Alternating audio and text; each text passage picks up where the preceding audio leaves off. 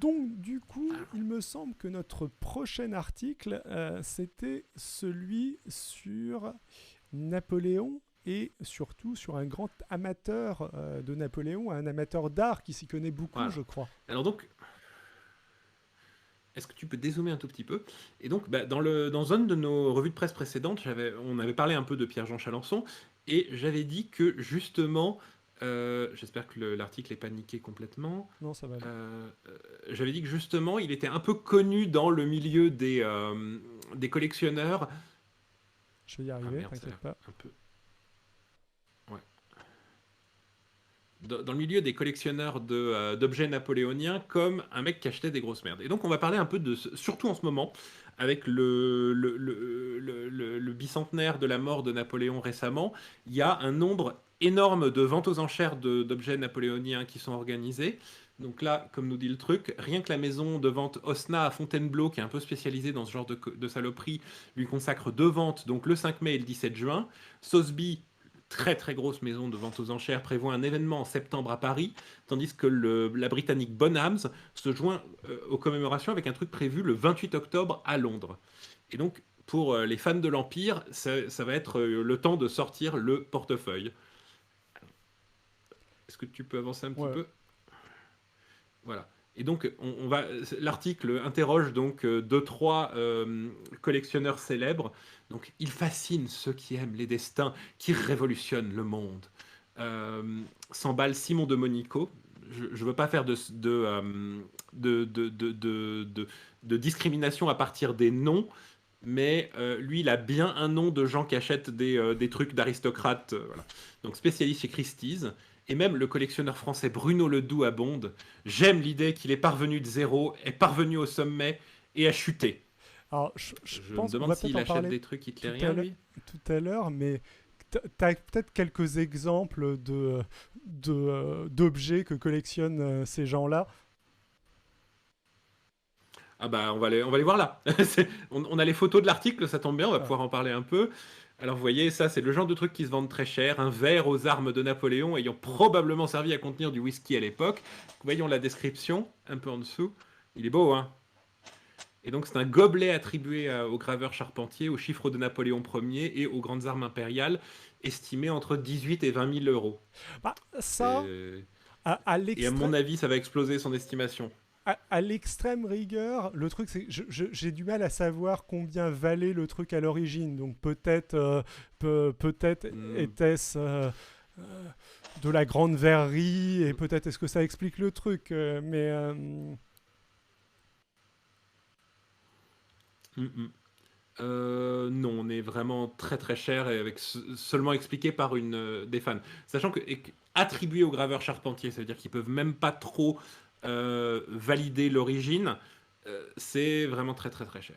Et donc on continue avec le même gars. Napoléon a inspiré tous les codes actuels des grands leaders, leur marketing, le soin apporté à leur mise. Qu'importe s'il fut despote et mégalomane, s'il rétablit l'esclavage en 1802, mit l'Europe à feu et à sang. Après tout, ceux qui détestent Napoléon Ier aiment au point Bonaparte, balaye le marchand parisien Tariq Bougara. Parle pour toi. qu'est-ce que ça veut dire en plus ceux qui aiment Napoléon Ier aiment au moins Bonaparte, ils aiment au moins le général, c'est ça? Enfin, Ceux qui détestent Napoléon.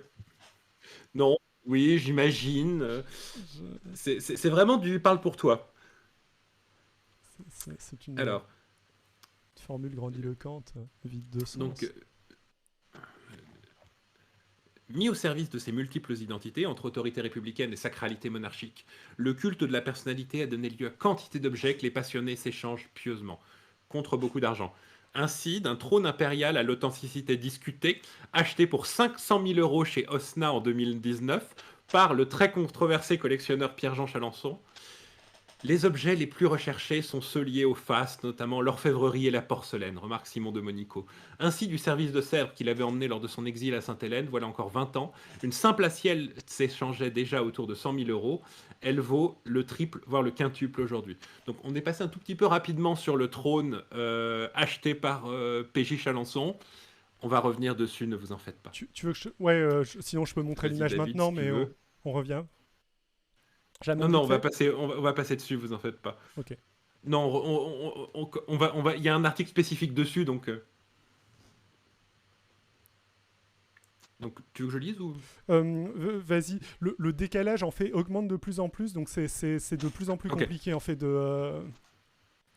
Ok, bon. Donc, il y a relique et relique, précise Bruno Ledoux, rappelant que tous les petits objets qui lui ont appartenu, des chemises aux redingotes, portent un signe si distinctif. Tous, sauf les bicornes, qui parfois s'arrachent à prix d'or. En 2014, un acheteur coréen a ainsi acheté à Drouot un chapeau attribué à Napoléon, hein, ça c'est moi qui veux, censé pouvoir appartenir à Napoléon, mais c'était pas sûr, pour la somme mirifique de 1,8 million d'euros. Voilà. 5 ans plus tard aussi, on a vendu une paire de bottes soi-disant portées à Sainte-Hélène pour 11 000 euros. Donc voilà ce qui va être vendu chez Osna encore cette semaine. Le traîneau ayant appartenu à l'impératrice Joséphine en bois peint, vert et doré, estimé entre 40 et 60 000 euros. Hein. Ça, mettez-le chez vous, c'est vraiment le truc. Ça ne vaut pas. Ça ne vaut pas la grande statue de Napoléon qu'il y a chez un général anglais, ceci dit. Ah bah la grande statue de Napoléon à poil de 3 mètres et demi de haut qui a fini chez Wellington, le vainqueur de Waterloo, parce que tu peux avoir vaincu Napoléon et avoir envie de le voir en version effet bodybuildé à poil dans ton entrée. C'est un truc d'anglais, vous pouvez pas comprendre. Donc, tu as aussi les lettres et les documents liés à l'empereur qui ont obtenu des envolées dépassant toute raison. Donc, les simples ordres de mission excèdent rarement les 1500 euros. Il en a écrit des tonnes durant les batailles. Mais plus la teneur des missives est intime, plus les enchères grimpent. En 97, le milliardaire Bill Gates avait ainsi acheté pour 650 000 francs une lettre d'amour de l'empereur adressée à sa première épouse Joséphine. Oui, les collectionneurs de Napoléon sont beaucoup de gens. Et les fétichistes se fixent aussi sur les mèches de cheveux de Napoléon, dont les prix s'échelonnent de 5 000 à 10 000 euros. Attention aux faux. Je ne vends pas les mèches de cheveux conservées dans des épaules, dans des enveloppes modernes que je ne peux pas tracer, précise Jean-Claude Drey, expert de la vente du 5 mai. Il y en a qui ne s'embarrassent pas d'autant de précautions. Hein. Ce dernier met aussi en garde contre certaines armes entièrement fausses ou partiellement bricolées. C'est ça sans doute que je trouve le plus Et oui, hallucinant. Guillaume Vendée. En fait, tandis que je vais faire une mini pause pour montrer la statue de Napoléon chez Voilà. Wellington. Donc, la statue de Napoléon chez Wellington, tu vois, tu rentres, tu le vois dans l'escalier, tu te dis, on l'a battu ce mec. Voilà. En plus, c'est dans un style néo-classique avec un gros pénis, hein, parce que tu vois, les Grecs adoraient faire ça. Hein. Tandis que Guillaume Vendée qui dit ça irait bien dans mes WC cette statue.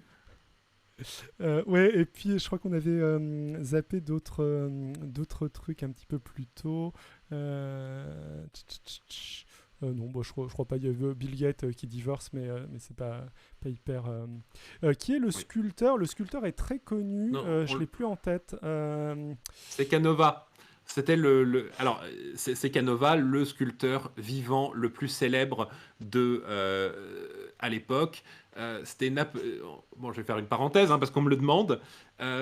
C'est Napoléon, en arrivant en Italie victorieux, voulait absolument avoir une sculpture du meilleur sculpteur du monde. Et donc, il est allé voir Canova et il lui a dit « Sculptez-moi ». Du coup, Canova lui a fait cette version-là, qui n'était pas exactement ce qu'il attendait. C'est-à-dire, Napoléon, il voulait une sculpture un peu comme le sacre de David, tu vois, lui en beau costume. Là, il a été peint en... Et donc, Napoléon, la voyant, a dit « Ouais, elle est un peu trop athlétique pour moi ». Du coup, il a transféré la statue au Louvre, dans une aile où personne n'avait le droit d'aller, derrière un rideau. Et il l'a laissée là, pendant tout son règne. Après la défaite de Waterloo, les Alliés sont arrivés au Louvre pour récupérer des œuvres d'art qui avaient été volées dans toute l'Europe par Napoléon. Je veux dire, collectées soigneusement pour leur propre protection et pour créer un musée universel de la culture européenne qui se serait trouvé comme par hasard au Louvre. Les Alliés ont rapatrié les œuvres un peu partout là où elles appartenaient. Wellington a ouvert derrière le rideau et est tombé dessus. Et certaines versions disent il voulait absolument avoir un Canova chez lui, il n'en avait pas, donc il a pris ça. D'autres versions disent qu'il se serait agenouillé, aurait sucé une pipe à la statue et n'aurait jamais voulu la quitter. Je ne sais pas qui croire. Hein. Bref, non, bah, enfin, bon, Trop NSFW. Tu biperas sur le passage à YouTube. Voilà. N'est-ce pas? Moi, en tout cas, ce qui m'étonne donc... le plus là-dedans, c'est vraiment les mèches de cheveux. Je comprends pas quel est l'intérêt de posséder une mèche de cheveux de Napoléon, mis à part le fait de faire des tests génétiques. Je comprends que ça ait un sens pour des historiens qui ont besoin des gènes de Napoléon, mais si t'as pas besoin des gènes de Napoléon, à moins que tu aies un fétichisme très bizarre. Les deux premiers... Voilà. C'est les fous de la collection d'objets historiques liés à l'histoire, de se sentir un lien avec l'histoire. Ça se vend très bien. À mon avis, vu la quantité de mèches de cheveux de Napoléon qui sont sur le marché, il avait au moins 5 ou 6 têtes. Le croiser avec un raptor, Raptoroléon, dit le glaireux dans le chat. Je suis assez d'accord. C'est sûr que si. Là, il y a du... C'est le seul élément du corps du bonhomme qu'on Guillaume pourrait Vendée nous dit c'est le seul élément du corps du bonhomme qu'on pourrait posséder. Bah, on peut aller voler des cendres aux invalides.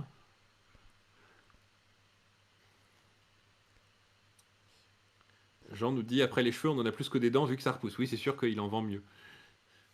Bidule 2103, classique, les médaillons de cheveux au 19e siècle. Au 19e siècle, oui, mais de nos jours, moins. Et donc, une chemise qu'aurait dû porter Napoléon après la victoire de Waterloo, pas de bol, est estimée à 30-40 000 euros. Donc, dans le sillage des objets impériaux, il y a aussi ceux liés à son entourage direct qui sont très prisés. Si tu veux bien descendre, c'est assez drôle. Voilà, un peigne à moustache de Murat a plafonné dans une vente à 3 250 euros. Le fameux peigne à moustache de Murat. Un seul segment reste toutefois en sourdine, les manuscrits militaires. Vachement de conditionnel dans les Guillaume Vendée qui nous dit vachement de conditionnel dans les descriptions d'objets. Et le deuxième article va bien revenir dessus. Et donc, les manuscrits militaires, l'État les saisit presque systématiquement depuis 5 ans. Personne ne prend donc le risque de mettre en vente, précise Jean-Christophe Châtaignier, responsable des ventes du souvenir historique chez Osna. C'est là qu'on touche vraiment à l'histoire. Et donc, je trouve que c'est intéressant d'ailleurs que ce soit devenu une politique de prendre les manuscrits militaires de Napoléon, qui sont effectivement une valeur historique, autour de l'arrivée de Macron au pouvoir. Ouais. Mais tu vois, bon, le manuscrit historique de Napoléon, bah, on comprend assez bien. Enfin, ça a une valeur historique, machin. Tu lis, mais le gobelet. Éventuellement, tu peux te dire que le collectionneur va expliquer regardez, il est beau et il a un peu il y a en plus, ça décore bien chez toi. Armoirie, il buvait comme ça à l'époque. Les cheveux, qu'est-ce que tu vas dire? Il avait les cheveux noirs, il avait les cheveux un peu bouclés. C'est ton cabinet, pour montrer à ton cabinet de curiosité. Voilà mes cheveux de Napoléon. L'empereur est près de nous. Tu peux prier dessus. Tu peux. Jean dans le chat qui nous dit qu'il a une moustache au moins Murat. Et Ardea Cinerea qui nous dit les sources. Qu'aurait porté Napoléon la nuit d'avant Austerlitz. Donc avant de passer à l'article suivant, je vais raccrocher et revenir. Ouais. Alors, hop. Je vais juste... Me revoilà. Donc, justement, tu évoquais l'authenticité. Et on va passer au deuxième article pour se rapprocher un peu des problèmes de ce genre de choses. Et voilà. Donc c'est un article qui m'a bien fait halluciner dans le Figaro. Déjà, rien que sa façon rien que le titre est à mourir de rire. L'adjudication à 500 000 euros pour le trône de Napoléon conforte son authenticité. Est-ce que toi et tous les gens, vous comprenez un peu l'absurdité déjà de ce titre et le rêve dans lequel vivent les fans, les collectionneurs de Napoléon? C'est un article du Figaro, je pense qu'il faut le préciser. Donc, la guerre des trônes a bien eu lieu. Dimanche 7 avril, sous le marteau de maître Jean-Pierre Osna, enfin un peu de spectacle. Vers 17h, dans une vente fleuve de quelques 600 numéros, pas tous extraordinaires, hormis le lot 430 sur la couverture du catalogue. Fébrile, la salle n'attendait que lui. Elle est venue pour le trône impérial avec son N en or brodé sur le velours rouge de son dossier en médaillon. Le coup de théâtre a été à la hauteur de ses attentes. Spoiler, c'est Pierre-Jean Chalençon qui l'a acheté, mais bon, on l'a déjà dit. Donc, après une longue bataille entre 3 téléphones et un autre concurrent, assis juste à côté de son émissaire, le marteau tomba à 400 000 euros, 500 000 avec les frais. Certes, Pierre-Jean Chalençon ne s'attendait pas à monter aussi haut. Il pensait débourser autour de 150 000 euros, mais dans sa tête, c'est souvent nos limites. Lol, il a aussi dit affaire conclue pour les gens qui regardent France 2. Cette émission géniale où on a pu le découvrir. Jean qui nous dit dans le chat 100 000 euros de donc, frais XD. Et ouais, c'est ce qu'il faut. Ouais, hein, c'est un petit 20%. Pour un trône. C'est la maison de vente aux enchères est très très contente quant à ce genre de choses. Hein. C'est voilà. Donc voilà. Alors, l'estimation de 60 000... Le truc avait été estimé à 60 000 euros, qui était un prix d'appel. Elle ne reflétait pas la réalité de la valeur de ce trône. L'auteur, de cet article est vraiment pas du tout objectif. C'est extrêmement drôle. Du reste, bien difficile à établir compte tenu de tous les éléments portant à discussion, jusque dans les jours précédant sa vente, à commencer par son authenticité. Les gens ont dépensé 500 000, le truc est très certainement un faux. Un doute entretenu par les transformations subies, dont certaines plus récentes que prévues sur les pieds antérieurs, la ceinture, les ornements et les dorures. Et la tapisserie aussi, elle avait été changée. Donc tout avait été changé sur ce truc. Elles n'ont pas échappé au conseil des ventes. Dans le cadre de son activité de veille sur le déroulement des enchères, l'autorité de régulation a demandé à l'étude au Sénat que ces précisions soient bien mentionnées dans le rapport de conditions de la pièce remis à tout intéressé. Alors, Ardea Cinerea qui nous dit « Je ne vois pas comment... » Vas-y. Je ne vois pas comment on peut avoir un doute sur un trône de Napoléon. Désolé. Comme tu vois, le décalage à l'authenticité douteuse. C'est tellement documenté, ces trucs. Ah, désolé. Rarement un meuble n'a suscité... Oui. On va venir... L'article en parle, en fait. L'article nous donne tous les détails sur à quel point ça peut être faux. Oui, David ? Non, je te disais, vas-y, continue. En fait, j'essaie de te faire le signe visuel okay. pour pas... Rarement un meuble n'a suscité une telle polémique. Dans ce petit milieu de passionnés de l'empereur se comptant sur les doigts d'une main, les rivalités sont à la hauteur des égos surdimensionnés. L'homme d'affaires Bruno Ledoux, dont on parlait dans l'article précédent, n'a pas hésité à dire que ce trône était sans l'aube d'un doute qu'une vulgaire copie. Il y a eu dans Libération un article anti-trône qui a suscité des remous. Jalousie, il semble que Bruno Ledoux voudrait être le seul à en posséder un.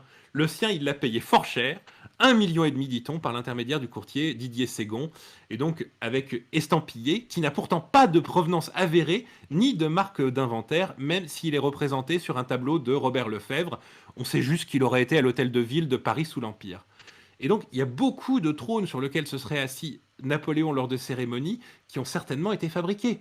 Mais donc, faut-il différencier trône impérial et simple fauteuil de représentation. Et donc, pour celui vendu chez Osna, d'où est-ce qu'il peut venir ? Il n'y a pas de trace de lui avant qu'il n'entre dans les collections du Musée des Beaux-Arts de San Francisco par l'intermédiaire de Michael Henry de Young, philanthrope américain, auquel il a donné le meuble en 1895. Donc c'est un meuble qui apparaît en 1895. Peut-on rappeler que Waterloo c'est 1816 ? Oui, aux États-Unis. Donc c'est un truc qui est très vieux. Et on émet la supposition que son grand-père maternel, Benjamin Morange, ministre de Napoléon en Espagne, aurait pu emporter ce trône quand il émigra aux États-Unis en 1815. Merci, 1815, Ardea Cinerea. Totalement certain qu'il est authentique. Le truc, on a juste la vague hypothèse qu'il ait pu être emporté par un grand-père, mais il n'y a pas de traces. Et donc, personne ne savait où il était vraiment. Le truc a disparu du musée à un moment. Personne ne savait où il était vraiment, jusqu'à ce qu'il réapparaisse il y a un an, 10 avril 2018, dans une vente de Christie's.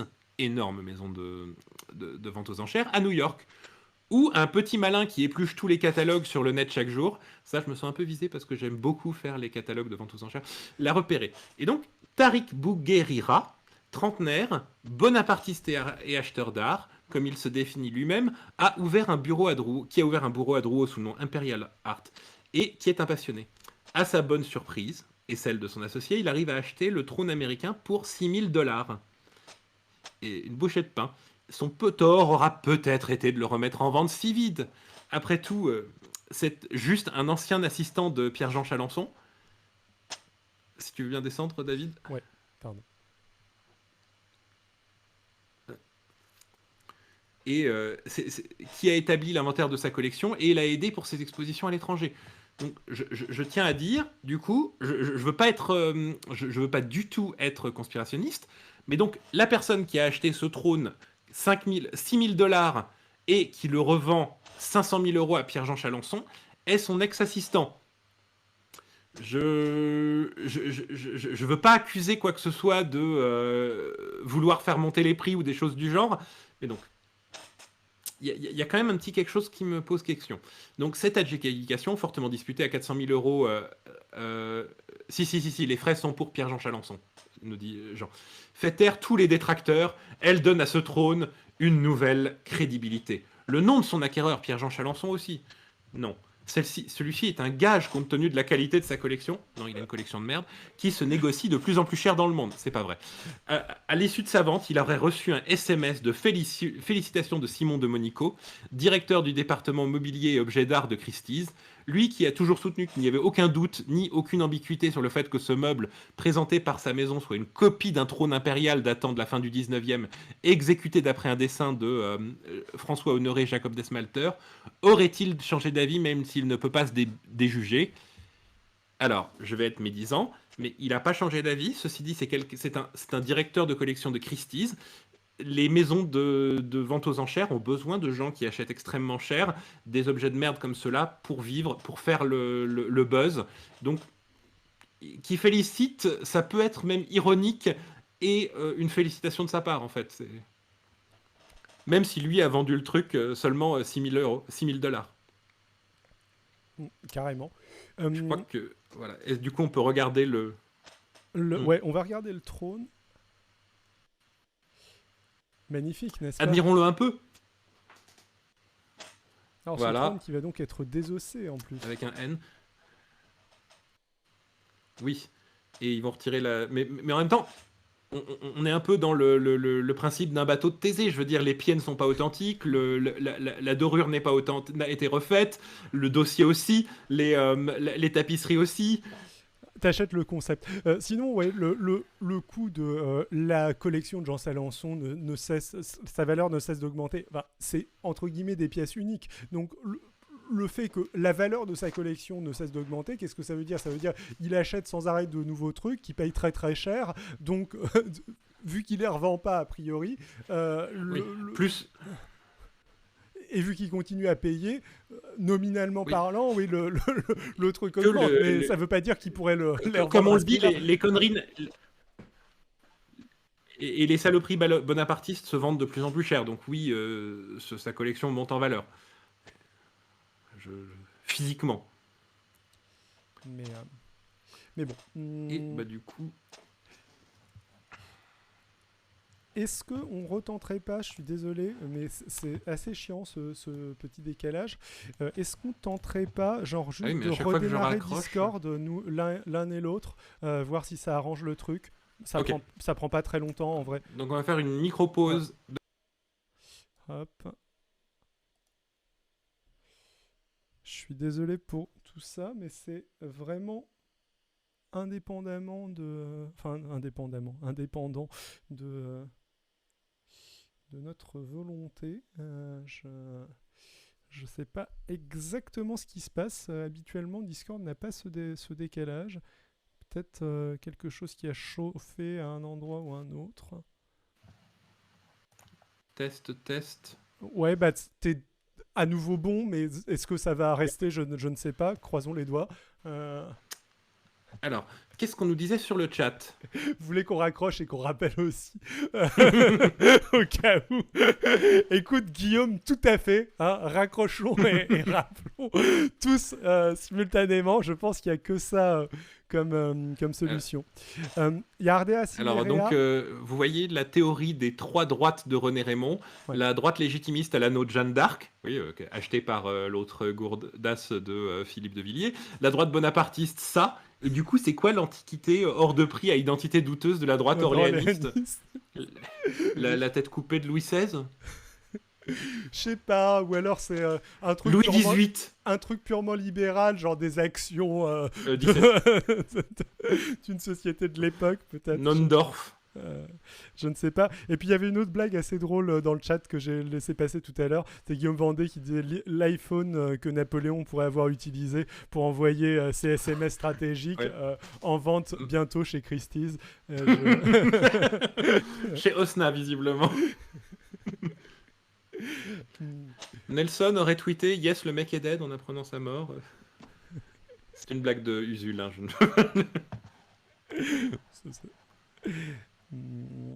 Alors, donc, Pierre-Jean Chalençon, donc, qui achète des merdes beaucoup trop chères à son propre assistant trouvé à New York, qui organise des dîners clandestins qui ont l'air vraiment pas très appétissants dans son palais Vivienne, il a aussi un avocat très intéressant. N'est-ce Un pas, David? avocat, je dirais, à sa mesure. Oui, disons que il faut quelqu'un du même niveau. Ouais. Un artiste frustré. Alors, on rappelle, j'aime tellement la raconter, tu me laisses le... Chalençon, moi, la première fois que j'ai entendu parler de lui, c'est ce magnifique moment où il raconte, il se fait interroger par... putain, Ardisson. par Ardisson. Ardisson. Un Ardisson qui l'interroge en mode, oui, c'est quoi cette photo que vous avez prise avec Dieudonné, machin, et Chalençon se défend, se dit, oui, c'était par hasard, machin, je suis tombé sur ce mec que je connaissais même pas à un anniversaire, vraiment, je suis pas antisémite, moi j'étais juste à un anniversaire. Il m'a demandé un selfie, j'ai fait un selfie avec, quoi. Et Ardisson qui lui répond, mais cet anniversaire, quand même, c'était l'anniversaire de Jean-Marie Le Pen, et voilà, ça vaut tout l'or du monde. C'est ça. Tu peux te dire que quand tu rencontres par hasard un mec à la nif de Jean-Marie Le Pen, c'est peut-être pas... Voilà, disons donc l'entourage de Chalençon est juste fabuleux. À chaque fois, on découvre des gens... Oui. Et donc, l'avocat de Jean-Pierre Chalençon, Jean-Luc Schedboun, 51 ans, qui a peint une partie d'étoiles exposée dans son bureau, qui se met volontiers au piano et a longtemps pris des cours d'art dramatique. Un brin mystique habité, plus passionné par, dit-il, Jésus, Moïse et les écritures judéo-chrétiennes que par le code pénal. Tire un peu le diable par la queue, travaille seul dans son petit espace à 2 pas du palais Vivienne. En fait, on dirait un étudiant, on dirait un étudiant de comment ça s'appelle, d'un film de Woody Allen, tu vois. Carrément. D'un naturel fébrile. Vas-y. Vas-y. Il s'y ronge, vu que ça marche là, il s'y ronge les sangs, car depuis janvier, Monsieur Schedboun Maître Schedboun, pardon, est mis en examen et renvoyé devant le tribunal correctionnel aux côtés notamment des frères Igor et Krishna Bogdanov. Comme eux, l'avocat est poursuivi pour escroquerie sur personnes vulnérables. Bon, ça commence bien. Jean-Luc Schedboun est soupçonné d'avoir fait partie du cercle de profiteurs qui, durant l'hiver 2017-2018, ont extorqué de l'argent à un millionnaire bipolaire, ancien hôtelier normand, Cyril P. Je te laisse continuer. Tandis que les célèbres jumeaux multipliaient les sollicitations pour régler leurs dettes et relancer Temps X, leur célèbre émission des années 80 sur TF1, d'autres profitaient du fait que le généreux millionnaire rêvait d'investir dans le 7e art. Donc, tu peux avancer. Maître Schedboun, l'un de ses amis producteurs de cinéma et la fille de celui-ci sont ainsi poursuivis pour avoir entraîné Cyril P. à dilapider sa fortune dans un film aux conditions de production douteuses, Noni, le fruit de l'espoir. Les frères Bogdanov et Jean-Luc Schedboun y tiennent chacun un rôle. Dans la bande-annonce du long-métrage, les jumeaux apparaissent en blouse blanche de laborantin, penchés sur des fioles, et l'avocat au crâne chauve en tunique de lin, un point rouge sur le front, fait un salut indien. Je crois qu'on a cette bande-annonce, je sais pas si tu veux la mettre maintenant. On a cette bande-annonce, est-ce que vous voulez la voir? Parce qu'elle est extrêmement collector. On y voit également, bien sûr, le très regretté défunt Robert Hossein dans cette bande-annonce, où tu te demandes ce qu'il fait là-dedans parce que c'est le seul acteur qui joue vaguement correctement. Bon, allez, je crois qu'on nous la réclame. Ouais, je crois qu'on nous la réclame. Donc, Allez. hop. Que je me trompe pas. Je crois qu'elle est là. Et je vérifie juste que ça va vous mettre le son. Je pense que là, c'est bon.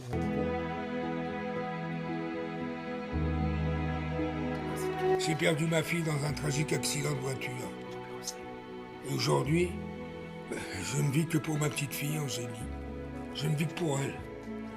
Elle a repris le flambeau de sa mère. Et pour tout vous dire, elle est une brillante chercheuse. Ne reviens pas. Qu'est-ce qui se passe? Comment ce qu'elle a fait pour avoir un tel résultat? Avec mes collaborateurs, on a conclu qu'il faut absolument que je me rende en Inde, là où pousse ce fameux noni. Tu sais, le fric Mani m'a envoyé, qui m'a permis d'obtenir des résultats incroyables.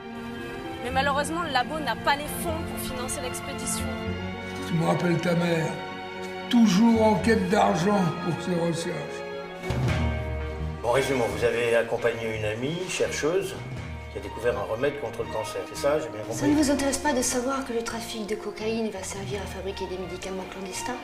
Je ne pense pas que mes associés apprécieraient cette démarche.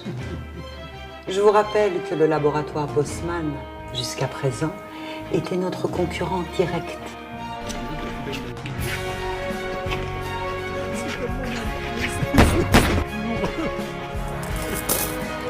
C'est bon. Les travaux, là, d'Angélie, eh ben, ils attirent beaucoup de monde. Et moi, je voudrais pas qu'ils atterrissent dans de mauvaises mains. Ne vous inquiétez pas, Marc. Le chargement est prêt. Il partira bien ce soir. Tu n'as pas grandi dans cette communauté. Et te faire accepter est difficile. Mais je vais faire de mon mieux.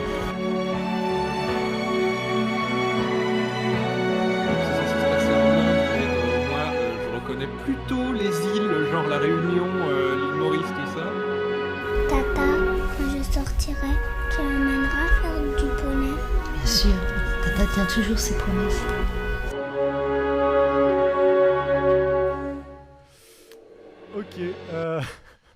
Ok. Alors, précision, donc le noni est un fruit exotique sur lequel il y a beaucoup de théories de pseudo-médecine à la con, que c'est un remède que les labos cherchent à dissimuler. Si vous allez voir les critiques sur... Pseudo-science, comment ça? Si vous allez voir les critiques sur Allociné de la bande-annonce de gens qui, paraît-il, certaines personnes qui ont l'air, à mon avis, d'être liées à la production du film, affirment avoir vu le film et dire « Non, mais il est pas si mal !» Et tu en as d'autres qui n'ont vu que la bande-annonce et disent « Oui, mais vous savez, le noni, c'est vraiment le remède universel !» Tu veux que je continue? Ouais, vas-y. Sous l'emprise du groupe, Cyril P a financé le tournage à l'île Maurice en janvier 2018, sans s'inquiéter de la compatibilité fantôme de la société de production, du manque de techniciens, du scénario indigent. C'est marrant, enfin ça a quand même terriblement l'air de revenir, de nous rappeler l'époque de AB Productions, ce genre de choses, enfin sur YouTube. Ouais, non, mais... Les choses sont beaucoup mieux produites à l'heure actuelle par... non mais Guillaume Vendée qui nous dit accessoirement techniquement ça a l'air très mauvais. Oui, et on va voir pourquoi avec ce prochain paragraphe. D'après l'ordonnance de renvoi, les mises en examen ont obtenu 600 000 € de la victime pour un film qui n'en vaut pas plus de 50 000. Donc en effet, le budget d'une grosse vidéo YouTube, je pense. Selon un protagoniste du tournage. Et on produit le film coûte que coûte, pour tenter de masquer leurs agissements. Donc, Maître Chedboun est également accusé d'avoir présenté en tant qu'avocat une prestation d'accompagnement fictive à Cyril P en échange d'une fausse facture de 27 500 €. Donc voilà, en gros, le truc complètement débile de ce film, c'est qu'ils l'ont tourné en catastrophe et paniqué parce qu'ils avaient piqué beaucoup d'argent à Cyril P et ils avaient besoin de montrer quelque chose. Donc ils ont mis tout ce qui leur restait de l'argent qu'ils avaient piqué, je pense, pour tourner ce truc pourri en 2 semaines à La Réunion. En fait, c'est exactement le même pitch que le film de Mel Brooks. Oui, les producteurs. Ils ont essayé de faire les producteurs, je pense. Ouais. Mais donc, on en arrive à la partie pas drôle du tout de toute cette histoire. Donc, ébranlé et humilié, le millionnaire s'est suicidé à 53 ans le 31 août 2018 durant l'enquête, en sautant de la falaise d'Eltrota. Quelques semaines plus tôt, il avait écrit aux enquêteurs « Je suis en grande souffrance, trop c'est trop. Ils m'ont fait croire monts et merveilles. » sachant que c'était en plus, enfin bon, il y a vraiment de l'abus de faiblesse, ce qui rend ça, enfin bon. Non, mais dans tous les cas, c'est c'était quelqu'un qui dégueulasse, avait des- c'est particulièrement dégueulasse. Voilà. Dans ce genre Mais de- donc, l'histoire, malheureusement, est très très drôle, sauf ce détail-là. Enfin. Alors. Donc, vas-y, David. Fils de commissaire de police, l'avocat donc de Jean-Luc Chalençon se dit très fragilisé psychologiquement par cette affaire, bien sûr. Oh là là. Il est intarissable en revanche sur les liens qu'il entretient avec ses clients. Il veille depuis des années aux intérêts de Samina Seri, Charlie Ali Couture ou Francis Lalanne. Samina Seri et Francis Lalanne, c'est aussi, enfin en particulier Francis Lalanne. Donc Francis Lalanne, maintenant activiste anti-vax. Conspirationniste, très perché, on va dire. J'arrive à les canaliser, j'aime bien les personnalités, les électrons libres, dit-il. Dans son bureau trône des instruments de musique, mais aucune robe noire n'attend la prochaine plaidoirie. Lorsque Jean-Pierre Chalençon a été placé en garde à vue le 9 avril, Jean-Luc Schadboun a sollicité l'un de ses confrères, Patrick Wilbert, pour l'assister. Ma valeur ajoutée, c'est l'échange humain, explique Jean-Luc Schadboun, modeste. Je suis l'anti-avocat, j'ai une perception du métier très psychologique.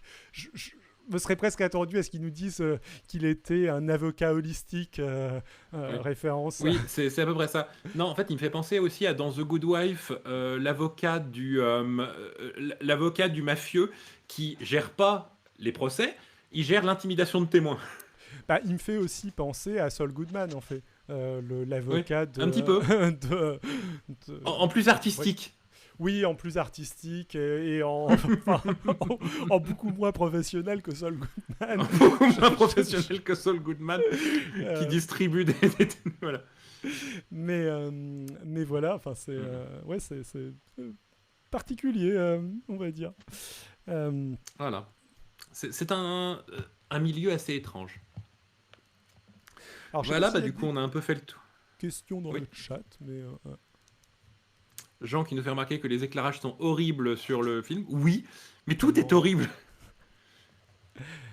En plus, il y a visiblement 3 parties du scénario très disjointes. Je suis allé regarder un peu plus en détail, qui n'ont rien à voir entre eux. Entre le moment où ils ont tourné à La Réunion, le moment où ils ont fait une partie polar dans des hangars en région parisienne. Visiblement, c'est des films différents. Ouais, ils ont sûrement pas tourné avec les mêmes caméras, pas avec les mêmes objectifs. Si quelqu'un a un plan pour obtenir la version complète, je serais assez curieux. Donc, Mais du coup, il y a quand même une version complète ou ils ont... Bien sûr, la version complète existe. En tout cas, il paraît qu'elle a été... J'ai quelques témoignages de gens qui disent l'avoir vue. Ok.